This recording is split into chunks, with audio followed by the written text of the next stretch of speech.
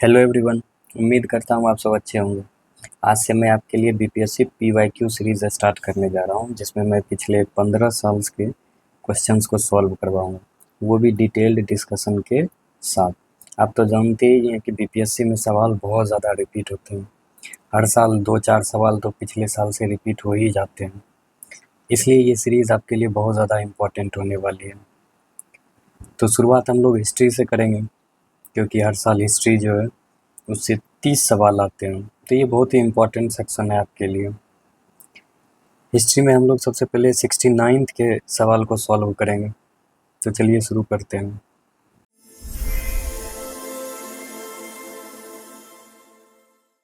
सबसे पहली सवाल है, which of the following animals was not known to the people of Indus valley civilisation. तो बोली जा रही है कि इंडस वैली सिविलाइजेशन के लोगों को किस जानवर के बारे में पता नहीं था। तो इसकी जानकारी हमें उस समय के सील से मिलती है। तो ये आप देख सकते हैं, कुछ हड़प्पन सील्स हैं। इसमें आप यहाँ पे देख सकते हैं एलिफेंट मौजूद है, यहाँ पे देख सकते हैं बुल मौजूद है, यहाँ पे देख सकते हैं राइनो मौजूद है। तो बुल हम लोग देख पा रहे हैं, एलिफेंट हम लोग देख पा रहे हैं।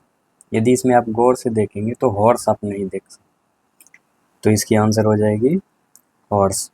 हॉर्स की सबूत जो है हमें इंडस वैली सिविलाइजेशन से नहीं मिलती है, इसके एविडेंस हमको वैदिक पीरियड से मिलने शुरू हो जाते हैं, आर्यंस के समय से। चलिए आगे बढ़ते हैं। दूसरी सवाल है, Ashtapradhan was a council of minister. तो बोली जा रही है अष्टप्रधान जो थी वो मंत्रियों की समूह किस प्रशासन व्यवस्था में थी, गुप्ता, चोला, मराठा, विजयनगरम। तो इसका आंसर हो जाएगी मराठा। तो मराठा प्रशासन में अष्टप्रधान की व्यवस्था थी, जिसमें 8 मंत्री हुआ करते थे। जैसे एग्जाम्पल के तौर पे पेशवा एक हुआ करते थे, जिसे हम लोग प्राइम मिनिस्टर कहते हैं। सचिव हुआ करते थे, जिसे हम लोग सेक्रेटरी कह देते हैं। फिर उसके अलावा पंडित हुआ करते थे, फिर एक अमात्य हुआ करते थे, फिर न्यायाधीश भी हुआ करते थे, एक वाक्यानाविश हुआ करते थे, वाक्यानाविश। इसी प्रकार से कुल मिला के 8 मंत्रियों का समूह हुआ करता था मराठा एडमिनिस्ट्रेशन में। अगली सवाल देखते हैं। Consider the following statement. Fahien was a Chinese Pilgrim who visited India during the rain of Harsha. बोली जा रही है फाहियान जो है वो एक चाइनीज तीर्थयात्री था जो इंडिया को विजिट किया था हर्षा के समय में। ये गलत बात है। Huenseng was a Chinese Buddhist monk who visited India during the reign of Chandragupta two. तो बोली जा रही है Huenseng जो है वो चंद्रगुप्ता टू के समय में इंडिया आया था, तो ये भी गलत बात है। एक्चुअली में ये इसे अपोजिट कर दिया गया। फाहियान चंद्रगुप्ता टू के समय में आए और Huenseng ये हर्षा के समय में आया था। तो इसकी आंसर हो जाएगी नन ऑफ द एबव, दोनों में से कोई सही नहीं है। इसको एक्सचेंज कर दिया गया। फाहियान चंद्रगुप्त टू के समय में आया और वैनसेंग हर्षा के समय में आया। आगे बढ़ते हैं। Match list 1 with list 2। List 1 को लिस्ट 2 के साथ मैच करनी है। सबसे पहले Charak, Brahmagupta, Varahamihira, Vishakhadatta. Mathematics, medicine, playwright, astrology. तो चरक एसोसिएटेड हो जाएगी आपकी मेडिसिन से। चरक एक बहुत ही इम्पोर्टेंट बुक के राइटर भी हैं, चरक संहिता, ये आप ध्यान रख सकते हैं। ब्रह्मगुप्त मैथमेटिशियन हो जाएंगे। इनकी भी एक बहुत ही महत्वपूर्ण पुस्तक है, ब्रह्म स्फुट सिद्धांत। ब्रह्म स्फुट सिद्धांत। वराहमिहिर एस्ट्रोलॉजर हो जाएंगे। इनकी भी एक महत्वपूर्ण पुस्तक है, पंच सिद्धांत का। विशाखदत्त प्ले राइटर, और इनकी सबसे इम्पोर्टेंट पुस्तक है मुद्रा राक्षस। मुद्रा राक्षस एक बहुत ही इम्पोर्टेंट पुस्तक है, क्योंकि इसी से हमें जानकारी मिलती है चाणक्य और चंद्रगुप्त के बारे में, कि किस प्रकार चाणक्य और चंद्रगुप्त दोनों मिलकर नंद वंश का समाप्त करते और मौर्य वंश की स्थापना करते हैं। तो इस पुस्तक में कुछ इस प्रकार की कहानी है कि ये राक्षस जो है वो एक नाम है, ये राक्षस पीएम हुआ करता था, किसका? तो धनानंद का। तो ये राक्षस जो है वो पीएम था धनानंद का। तो इसकी जो अंगूठी थी वो चुरा ली गई थी चाणक्य के द्वारा, और उस अंगूठी का यूज़ करके, वो अंगूठी बेसिकली एक मुहर हुआ करती थी, तो उस मुहर का यूज़ करके बहुत सारे मुद्रा जो थी वो चाणक्य धनानंद के खजाने से निकाली थी, और इस प्रकार चंद्रगुप्त को जो भी युद्ध में खर्च होते थे तो उसकी पूर्ति होती थी।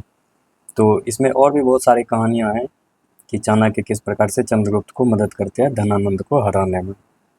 तो इसका आंसर हो जाएगी ए का 2, 2, 1, 4, 3, 2, 1, 4, 3, ऑप्शन सी हो जाएगी। चलिए आगे बढ़ते हैं। Question number 15, which city served as a capital of ancient kingdom of Magadha during the early Vedic period. तो अर्ली वैदिक पीरियड के समय में मगध का कैपिटल यानी राजधानी, तो इसके आंसर हो जाएगी राजगिरी। ये तो बहुत ही हल्का सा सवाल है, बहुत इजी क्वेश्चन है। तो राजगिरी जो थी वो हर्यंक डायनेस्टी के समय में, हर्यंक डायनेस्टी के समय में मगध का कैपिटल हुआ करता था। बाद में जाके इसकी कैपिटल पाटलिपुत्र शिफ्ट कर दी गई थी उदयन के द्वारा, जो हर्यंक वंश का तीसरा रूलर था। पहला बिंबिसार हो जाएगी, दूसरा हो जाएगी अजातशत्रु, और तीसरा हो जाएगा उदयन। तो उदयन के द्वारा जो है कैपिटल शिफ्ट कर दी जाती है मगध राजगृह से पाटलिपुत्र। अगली सवाल देखते हैं, नीति शास्त्र या नीतिसार। नीति शास्त्र एक पॉलिटी की बुक है, वो किसके द्वारा लिखी गई? कौटिल्य, कमंडक, चरक और नन ऑफ देम। इसका आंसर हो जाएगी कमंडक।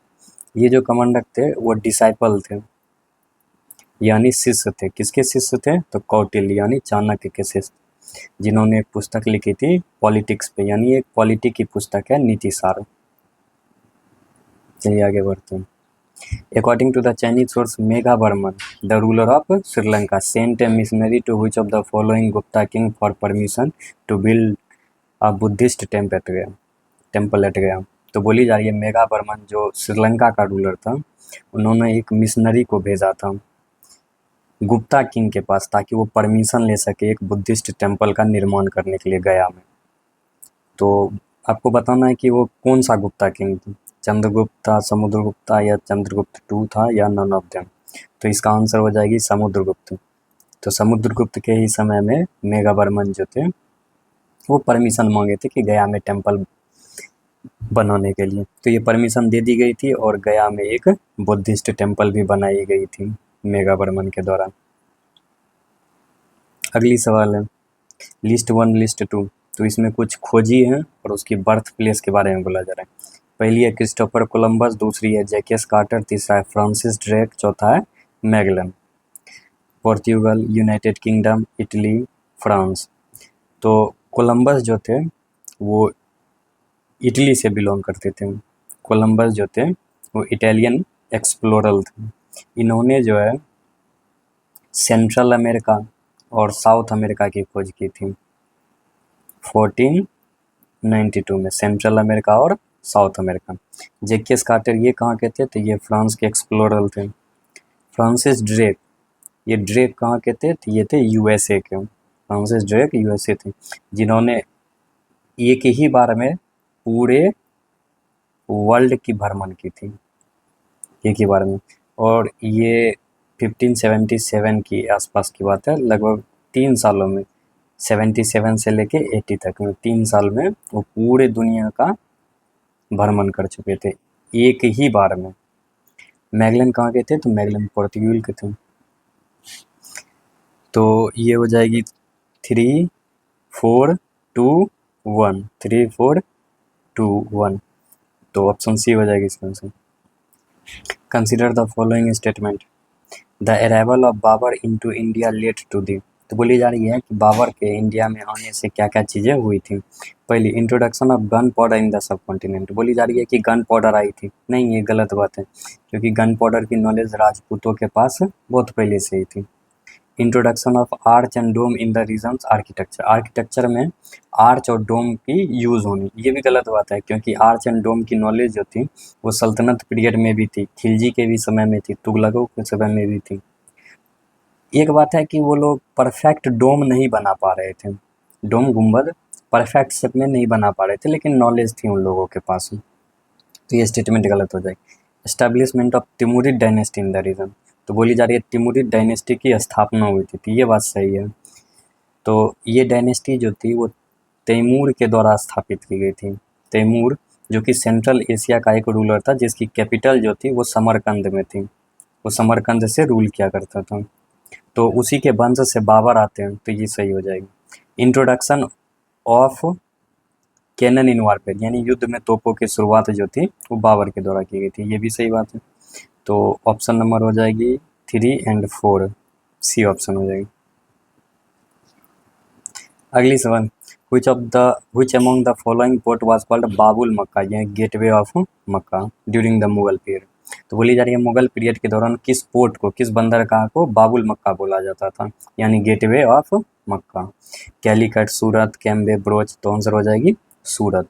सूरत को हम लोग बाबुल मक्का कहते थे, क्योंकि इसी पोर्ट से, इसी बंदरगाह से लोग मक्का की ओर जाते थे, यानी मक्का की तीर्थ यात्रा के लिए लोग यहीं से इसी पोर्ट का इस्तेमाल करते थे।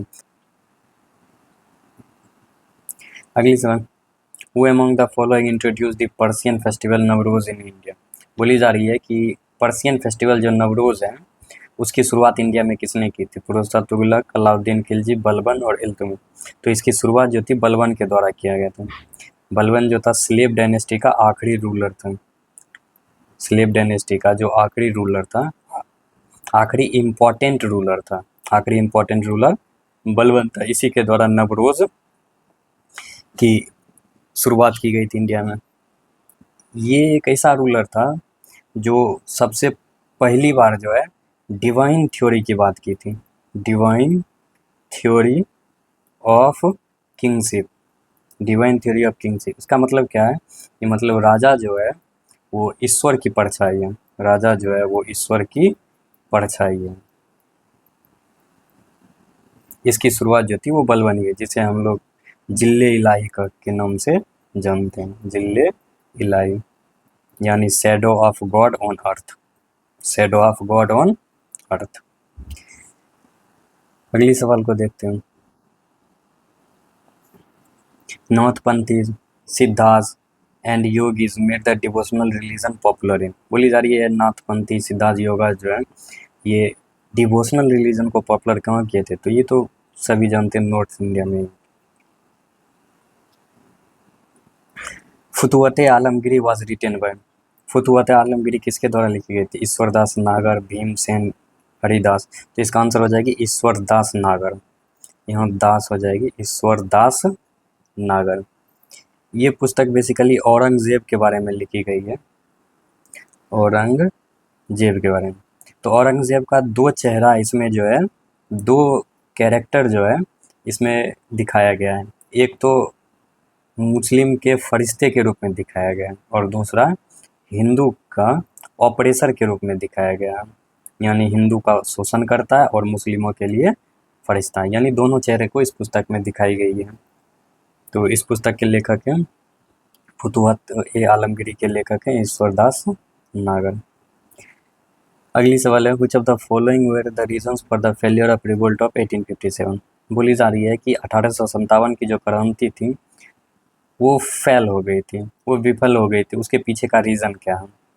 सबसे पहला, the military superiority of British, ये सही बात है, मिलिट्री तौर पे ब्रिटिश भारतीयों से बहुत ज़्यादा आगे थे। दूसरी बात, the rebel did not have a unified programme and ideology, ये भी सही बात है कि जो भी रेबल्स थे, यानी 1857 की क्रांति में जो भी हिस्सा लिए थे वो एकजुट नहीं थे, उनमें कोई यूनिटी नहीं थी, सभी अपने अपने कॉज के लिए लड़ रहे थे, सभी अपने अपने एक खास एरिया से लड़ रहे थे, उन लोगों में कोई एक यूनिटी नहीं थी, कोई एक आइडियोलॉजी, विचारधारा नहीं थी उन लोगों की। There was a lack of support from all the sections of the society, तो बोली जा रही है कि सभी सेक्शन से उन्हें सपोर्ट नहीं मिली थी, ये सही बात है, क्योंकि जो वेल्दी पर्सन थे उस समय के, जो अमीर वर्ग के लोग थे, वो लोग ब्रिटिश को सपोर्ट कर रहे थे।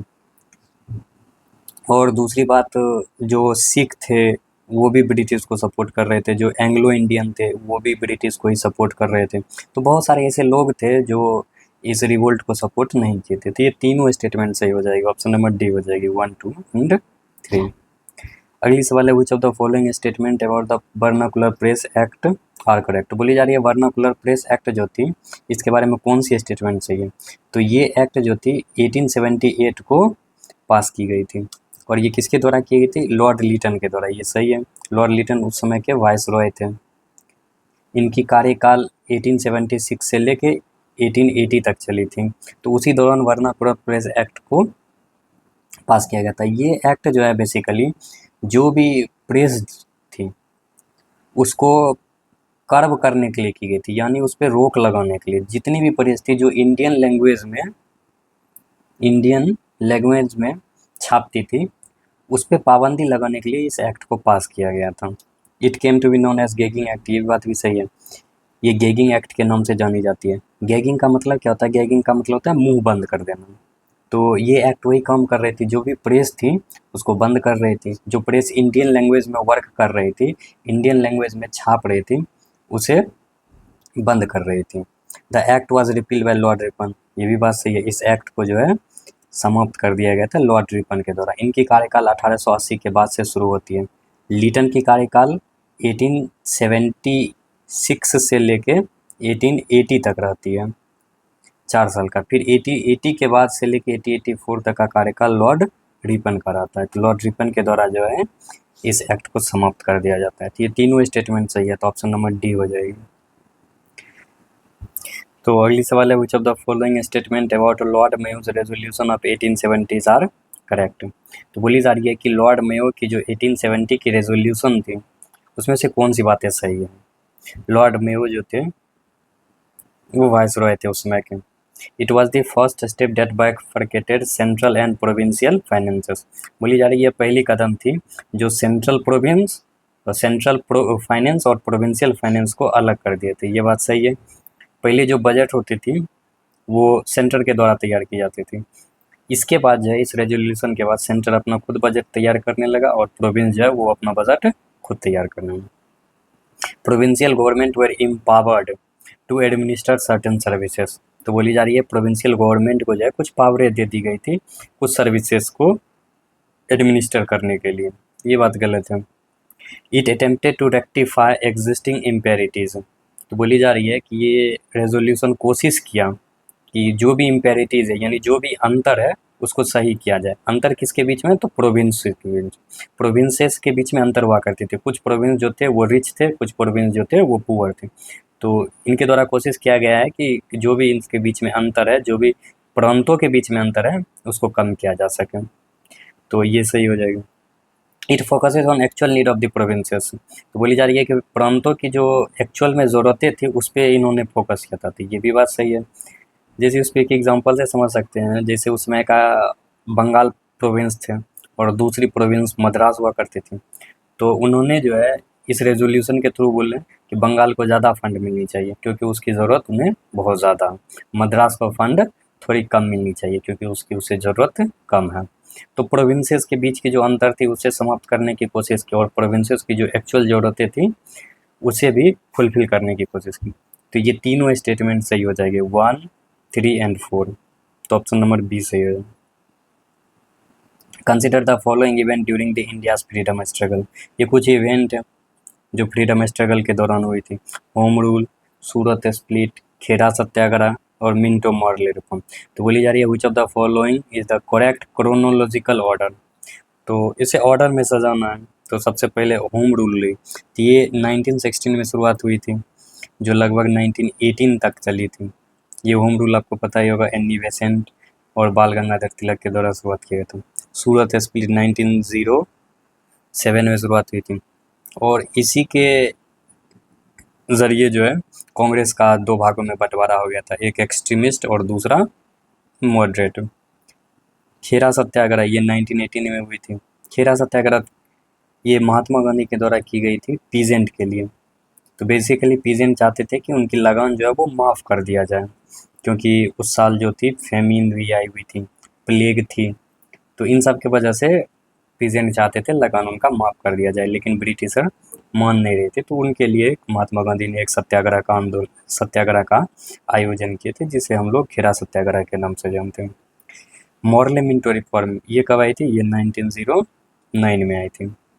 तो सबसे पहले क्या हो जाएगी? सूरत स्प्लिट 2, सूरत स्प्लिट के बाद मॉरले मिंटो रिफॉर्म, फिर उसके बाद होम रूल, फिर उसके बाद हम लोग बोलेंगे Kheda Satyagraha. 2413 option number B हो जाएगी। अगली सवाल है, Lord Lytton is not associated with the following. Lord Lytton जो है वो किससे एसोसिएटेड नहीं है? पहला स्ट्रेची कमीशन इससे एसोसिएटेड है। ये क्या थी? उस साल फेमिन आई हुई थी लॉर्ड लिटन के समय काल में, यानी 1877 के आसपास जो थी फेमिन आई थी। उसी फेमिन को सॉल्व करने के लिए, फेमिन की क्राइसिस को सॉल्व करने के लिए स्ट्रेची कमीशन की स्थापना की गई थी। भूखमरी हो गई, अकाल की समस्या को समाधान के लिए स्ट्रेची कमीशन बनी। दूसरा आर्म एक्ट, ये भी इन्हीं के दौरान पास किया गया था। इनमें बोला गया था कि इंडियंस जो है वो आर्म नहीं रख सकते हैं विदाउट लाइसेंस, यानी लाइसेंस के बिना जो है आप आर्म्स हथियार नहीं रख सकते हैं। वर्नाकुलर प्रेस एक्ट 1878 की है, इसे भी अभी हम लोग ने देखा। तो ये तीनों से एसोसिएटेड है। किससे एसोसिएटेड नहीं है? तो इल्बर्ट बिल से। तो इसकी आंसर हो जाएगी इल्बर्ट बिल। ये इल्बर्ट बिल थी क्या? तो ये 1883 में पास किया गया था, रिपन के काल के दौरान। तो इसमें बोला क्या गया है कि जो इंडियन जजेज हैं, इंडियन जज वो ट्राई कर सकते हैं किसको? तो जो भी यूरोपियन डिफेंडेंट है। इसका मतलब क्या है कि पहले जो थे जितने भी यूरोपियन डिफेंडेंट थे उन्हें इंडियन जज के द्वारा ट्राई करने का अधिकार नहीं था, उसे कोई ब्रिटिश जज ही ट्राई करती थी।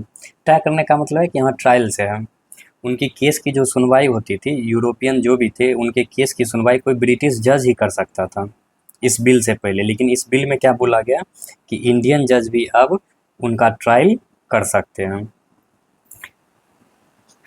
तो आगे बढ़ते हैं। Which treaty was signed after the battle of Buxar. Battle of Buxar के बाद कौन सी ट्रीटी साइन की गई थी? ये ट्रीटी ऑफ इलाहाबाद हो जाएगी। बहुत ही आसान सवाल है।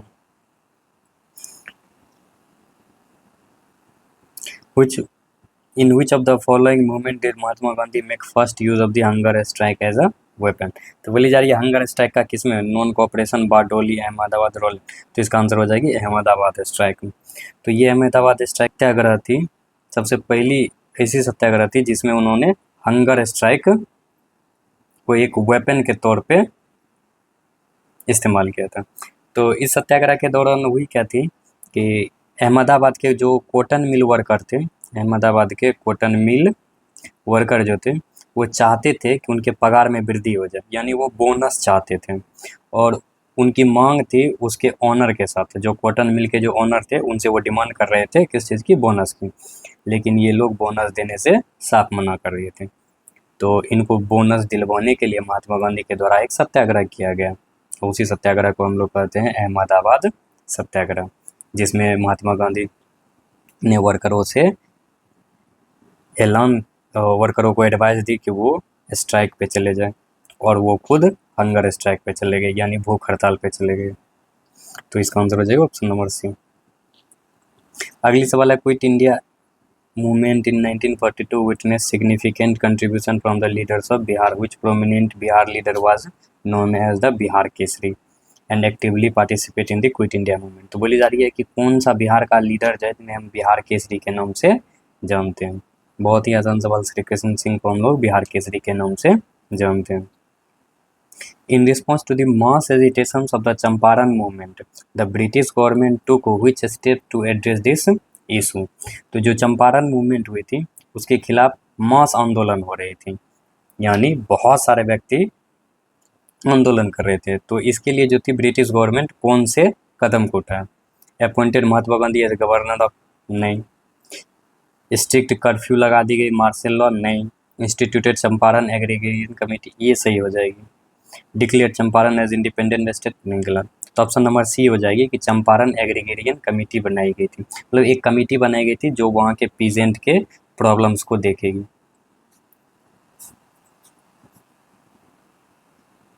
तीसरी, लिस्ट 1 लिस्ट 2 को मैच करनी है। Servant of Indian society, Tattvabodhini सभा, आत्मीय सभा, देवेंद्रनाथ टैगोर, गोपाल कृष्ण गोखले, राम मोहन राय, केशव चंद्र सिंह। तो सर्वेंट ऑफ इंडियन सोसाइटी किसके द्वारा बनाई गई थी? तो गोपाल कृष्ण गोखले के द्वारा 1905 यानी 1905 में ये एसोसिएशन बनाई गई थी। तत्वबोधिनी सभा देवेंद्रनाथ टैगोर के द्वारा 1839 में। आत्मीय सभा राजा राम मोहन राय 1815। तो इसके ऑप्शन हो जाए 213 option number A. Ambabai a women freedom fighter belong to which of the following state? Ambabai जो थी वो किस स्टेट से बिलोंग करती थी? अम्बाबाई केरला, आंध्र प्रदेश, कर्नाटका, मध्य प्रदेश। तो ये बिलोंग करती थी कर्नाटका की।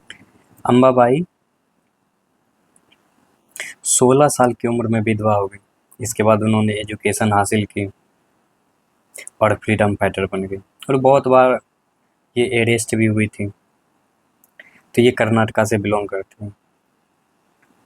Who among the following was not the member of cabinet mission? Cabinet mission के मेंबर कौन नहीं थे? ये बहुत इंपॉर्टेंस वाला है। कैबिनेट मिशन के 3 मेंबर थे। सबसे पहले थे पैथिक लॉरेंस, फिर एक थे ए वी एलेक्जेंडर, और तीसरे जो थे वो स्टैनफोर्ड क्रिप्स। ये 3 व्यक्ति जो थे वो कैबिनेट मिशन के मेंबर थे। तो इसमें से आंसर हो जाएगी C option. I and you जो थे वो इसके मेंबर नहीं थे। 3 मेंबर थे, एक Pethick Lawrence, A V Alexander और Stafford Cripps. The Indian National Congress was founded on the basis of safety valve theory to protect the British government from threat. Which leadership? तो बोली जा रही है कि इंडियन नेशनल कांग्रेस की जो स्थापना थी वो किसके आधार पर की गई थी? सेफ्टी वेल्व थ्योरी के आधार पर। ये कथन किसका था? C Rajagopalachari, Lala Lajpat Rai, Bipin Chandrapal, none of them. तो इसका आंसर हो जाएगी लाला लाजपत राय। लाला लाजपत राय का कहना था क्या कि जो आईएनसी जो थी वो ब्रिटिश के द्वारा स्थापित की गई है ताकि वो अपने एम्पायर को बचा सके, एम्पायर को सेव कर सके, एक दूसरी 1857 जैसी क्रांतिकारी घटना फिर से ना हो। इनके कहने का बेसिस क्या था? इनके कहने का बेसिस ये था कि 1885 में एओ ह्यूम के द्वारा आईएनसी बनाई गई थी, लेकिन एओ ह्यूम जो थे वो एक ब्रिटिश सिविल सर्वेंट थे, ब्रिटिश सिविल सर्वेंट। तो उनका कहना था कि एओ ह्यूम जो खुद एक ब्रिटिश हैं वो भारतीय लोगों की मदद क्यों करें? ये एक्चुअली में ब्रिटिश को ही मदद कर रहे हैं ताकि उनकी एम्पायर जो है, उनका इंटरेस्ट जो है वो सर्व हो सके। तो ये कथन है लाला लाजपत राय का। In which of the following Indian National Congress sessions the resolution related to fundamental right were passed for the first time? बोली जा रही है कि फंडामेंटल राइट जो थी वो किस सेशन में पहली बार पास की गई है? किस सेशन में? तो सूरत सेशन, गया सेशन, कराची सेशन। तो ये इसका आंसर हो जाएगी कराची सेशन। कराची सेशन जो थी उसमें सबसे पहली बार फंडामेंटल राइट्स को पास किया गया था और ये सरदार पटेल के द्वारा पास किया गया था। सूरत सेशन हम लोग जानते हैं कांग्रेस का डिवीज़न हो गया था मॉडरेट और एक्सट्रीमिस्ट। गया सेशन इम्पोर्टेंट इसलिए है क्योंकि इसमें जो है स्वराज पार्टी की स्थापना की गई थी। किसके द्वारा? तो 2 व्यक्तियों के द्वारा, सी आर दास और मोतीलाल नेहरू के द्वारा। इन दोनों व्यक्ति के द्वारा स्वराज पार्टी की स्थापना की गई थी। तो फंडामेंटल राइट की पहली बार जो रेजोल्यूशन थी वो पास की गई थी कराची सेशन 1931 में। अगली सवाल है which of the following is not a UNESCO world heritage site? Qutub Minar, red fort, India gate. तो इसका आंसर हो जाएगी इंडिया गेट। इंडिया गेट जो है वो वर्ल्ड हेरिटेज साइट नहीं है। ये इंडिया गेट जो थी वो वर्ल्ड वार 1 जो कि 1914 से लेकर 1918 तक लड़ी गई थी, उसमें लगभग 84,000 इंडियन सोल्जर जो थे वो मारे गए थे। तो उनके याद में, उनके मेमोरी में इंडिया गेट का निर्माण किया गया था, इंडिया गेट कंस्ट्रक्ट किया था एज अ वार मेमोरियल के रूप में इंडिया गेट कंस्ट्रक्ट किया गया था। 39 the painting of Bodhisattva Padmapani is located है। तो बोली जा रही है बोधिसत्व पद्मपाणि की पेंटिंग जो है वो कहाँ लोकेटेड है। इस पिक्चर में आप देख सकते हैं ये बोधिसत्व पद्मपाणि है और ये पेंटिंग जो है वो अजंता केव जो है, अजंता की गुफा है, वहाँ पे ये लोकेटेड है। बोधिसत्व का मतलब क्या होता है? बोधिसत्व जिन्होंने निर्वाण अटेंड कर लिया, यानी इन्हें मोक्ष मिल चुकी है, लेकिन फिर भी ये अपने मोक्ष को डिले कर रहे हैं, यानी निर्वाण को डिले कर रहे हैं, ये मोक्ष प्राप्त नहीं कर रहे हैं। क्यों? क्योंकि वो चाहते हैं यहाँ ह्यूमैनिटी को सर्व करना, यानी ह्यूमैनिटी की सेवा करना ये चाहते हैं, ह्यूमैनिटी की सेवा करना चाहते हैं। तो ऐसे व्यक्ति जिन्होंने अपने निर्वाण को डिले किया ताकि यहाँ के मानवता को सेवा किया जाए, उसे बोधिसत्व कहते हैं। पद्मपाणि का मतलब होता है लोटस बियरर, जिनके हाथ में लोटस बियरर, जिनके हाथ में लोटस हो। ये आप देख सकते हैं इनके हाथ में यहाँ पे लोटस आपको दिखेगी। तो ये बोधिसत्व पद्मपाणि की जो पिक्चर है, जो ये पेंटिंग है, ये अजंता केव में मिलती है।